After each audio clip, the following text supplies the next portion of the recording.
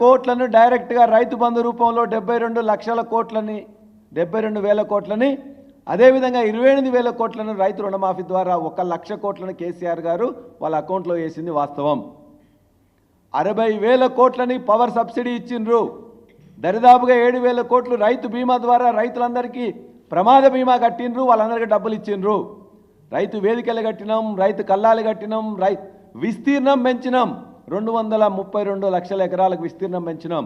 3 కోట్ల మెట్రిక్ టన్నుల ధాన్యాన్ని పండించినాం, ఇవాళ కూడా పండించే విధంగా తయారు చేసినాం. 46,000 చెరువులను బాగు చేసుకున్నాం. 1,50,000 కోట్లు పెట్టి సాగునీటి వ్యవస్థను ఏర్పాటు చేసినాం. సాగు నీళ్ళు ఇచ్చినాం, ఉచిత కరెంట్ ఇచ్చినాం, పెట్టుబడి ఇచ్చినాం, పండిన ప్రతి గింజను కొన్నాం. కాబట్టే ఇవాళ వ్యవసాయం పండుగ అయింది, విస్తీర్ణం పెరిగింది, ఉత్పాదకత పెరిగింది, ఉత్పత్తి పెరిగింది, రైతుల్లో ఆనందం పెరిగింది. ఇది మేము చేసింది. ఈ వ్యవస్థ మేము తయారు చేసినాం. మీరు చేసింది ఏంది?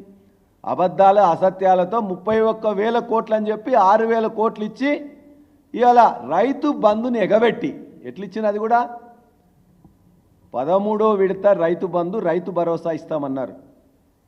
7,500 రూపాయలు ఇస్తాను డిసెంబర్ 9 కంటే ముందు మాట్లాడుతూ, మీరు ఇవాళ తీసుకుంటే 5,000 ఎకరానికి, నేను వస్తే 7,500 రూపాయలు ఇస్తా అన్నాడు. 7,500 ఎకరాన్ని చొప్పున దరిదాపుగా 1,50,00,000 ఎకరాలకు ఎంత అవుతుంది? దరిదాపుగా 12,500 కోట్ల రూపాయలు అవుతుంది. ఎక్కడికి పోయినాయి? రైతు బంధు ఎందుకు ఇవ్వలే? రైతు భరోసా రూపంలో ఇస్తున్నారు కదా, పేరు మార్చుకున్నావు ఓకే.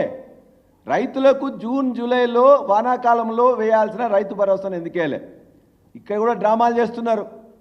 ఏదో మీటింగులు పెట్టినట్టు చెప్పి 5 ఎకరాలకు వేయాలన్నా, 10 ఎకరాలకు వేయాలన్నా, ఇంకోరికి వేయాలన్నా అని చెప్పేసి వాళ్ళు ఏదో అన్నట్టు, వీళ్ళే మాటలు చెప్పినట్టు.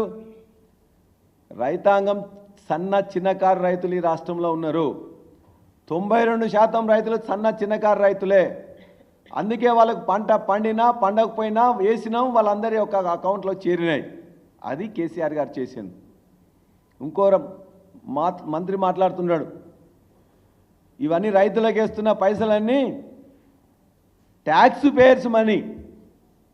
ట్యాక్స్ పేయర్స్ మనీ అంటే రైతులు ట్యాక్స్ కట్టట్లేదా? ఉప్పు మీద, పప్పు మీద, నూనె మీద, సబ్బు మీద, అన్నిటి మీద కట్టట్లేదా? రైతు కూడా ప్రతి వస్తువు మీద కడుతున్నాడు. రైతు కూడా ట్యాక్స్ పేయరే. ఇవాళ ఎక్కడ కూడా ఒక పైసా వేస్ట్ కాలే. ఇలా ఈ రాష్ట్రంలో ఉండే పేద రైతులు 92% మంది సన్న చిన్నకారు రైతులు ఉంటే వాళ్ళ అకౌంట్లోకి ఇవాళ 72,000 కోట్లు ఒకసారి, 28,000 కోట్లు ఒకసారి, 1,00,000 కోట్లు వేసింది ఇలా కేసీఆర్ గారు పేద రైతులకు మాత్రమే. ఇలా ట్యాక్స్ పేయర్స్ మనీ అని చెప్పేసి కళ్ళబొల్లి కబుర్లు చెప్పొద్దు అని చెప్పేసి కూడా మేము మంత్రులను, రైతులను అవమానపరచొద్దని కూడా వాళ్ళందరూ కూడా హెచ్చరిస్తూ ఉన్నాం. ఇంకా మాట్లాడుతూ వారు చెప్తున్నారు, మొత్తం కూడా మేము చెప్పిన లెక్కల్లో ఒక్క లెక్క కూడా తప్పైనట్లయితే మీరు అసెంబ్లీలో కానీ మరొక దగ్గర కానీ ఏ మంత్రి కానీ ఎవరైనా మాట్లాడినట్లయితే దానికి సిద్ధంగా ఉన్నాం. పంట విస్తీర్ణం పెంచినమా లేదా? ఉత్పాదకత పెంచినమా లేదా? 19 లక్షల కనెక్షన్ల నుంచి 30 లక్షల కనెక్షన్లు చేసినమా లేదా? 46,000 చెరువులను బాగు చేసినమా లేదా?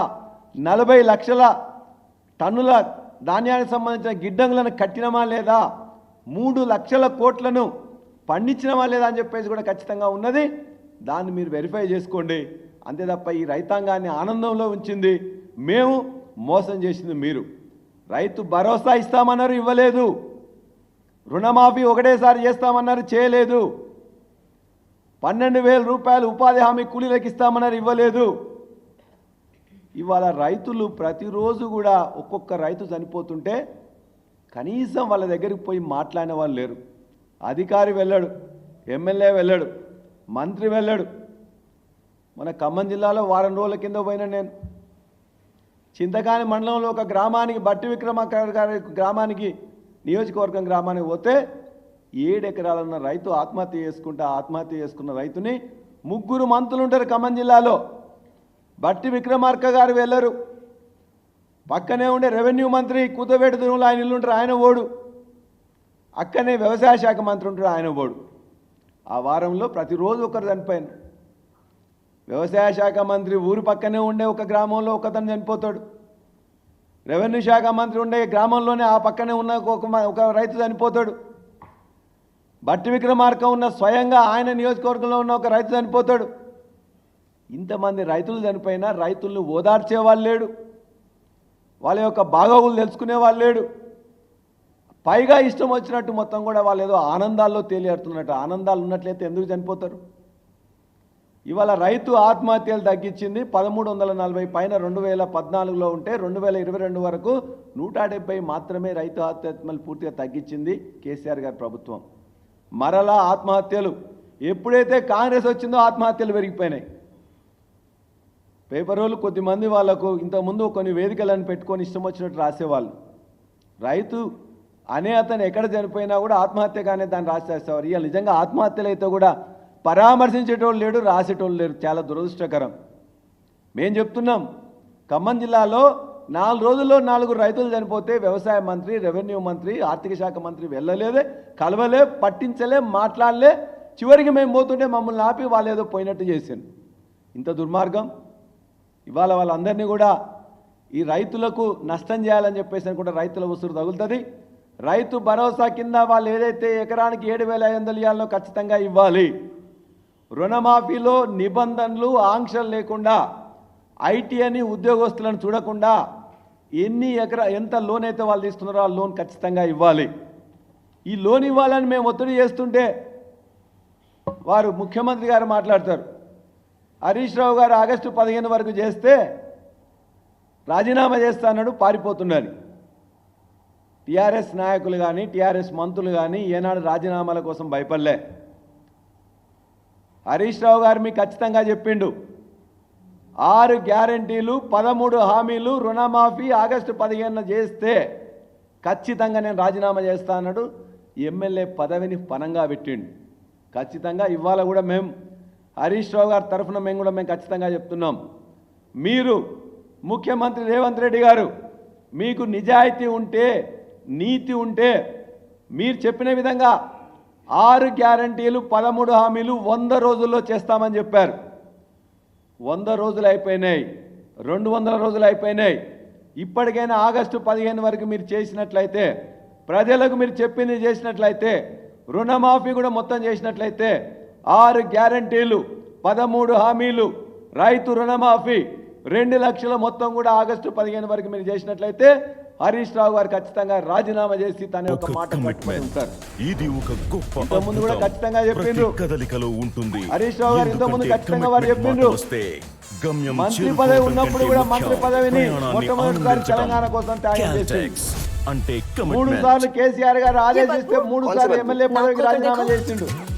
రాజీనామా చేస్తానప్పుడు చేసిన 4 సార్లు కూడా నిరూపించింది. మరి మీరు వరంగల్లో ఓడిపోతే రాజీనామా చేస్తా అన్నారు, చేసిందా? పారిపోయిందా? నేను చేవెళ్ళ ఎంపీని మదన్ మోహన్ కున్న లీగల్ రైట్స్ ఏంటి, మీకున్న లీగల్ రైట్స్ ఏంటి అన్న దాని గురించి మదన్ మోహన్ బిడ్డ తండ్రి ఎవరో తేల్చడానికి రైట్ లేదు. ఎంపీగా కోరిండ్రు. నాకు రాజకీయ పునర్జన్మనిచ్చింది మల్కాజ్గిరి కాబట్టి మదన్ మోహన్ గారు అని చెప్పాను. చేవెళ్ళ ఓడిపోయింది. ఒకసారి మదన్ మోహన్ కి కెమెరా రూట్ చేయండి. మల్కాజ్గిరి మదన్ మోహన్ గారు రాజీనామా చేసిండ్రా? మదన్ మోహన్ గారు గిరిజన సంప్రదాయం ప్రకారం ఇప్పుడు చట్టంలో ఫాలో అవుతున్న విధంగా కాకుండా వేరే విధంగా తీసుకుంటారు. అవునా?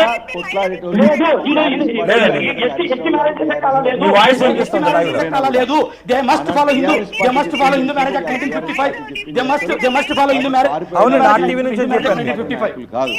ఇవాళ కూడా నీతి నిజాయితీ ఉంటే మేము చెప్పిన విధంగా, మీరు చెప్పిన విధంగా, మేము డిమాండ్ చేసిన విధంగా 6 గ్యారంటీలు. శాంతి గారు, నేను మీకోసమే తీసుకున్నాను, మీరు చెప్పే వాదనలో ఉంది అని మీకు చెప్పే తీసుకున్నాను. ఆర్టీవీ నుంచి కాల్ చేస్తున్నానని.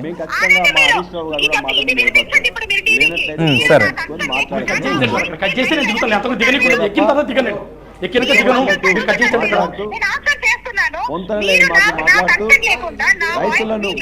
శాంతి గారు, నేను మీకు ఫోన్ చేసేటప్పుడే మిమ్మల్ని మరొకసారి ప్రభుత్వానికి డిమాండ్ చేస్తున్నాం.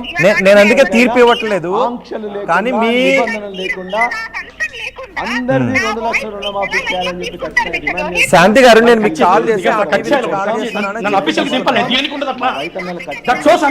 మీకు ఇష్టమైతే ఆన్సర్ చేయొచ్చు, లేదు అంటే ఆన్సర్ చేయకపోవచ్చు. నేను మిమ్మల్ని తప్పుపట్టలేదు.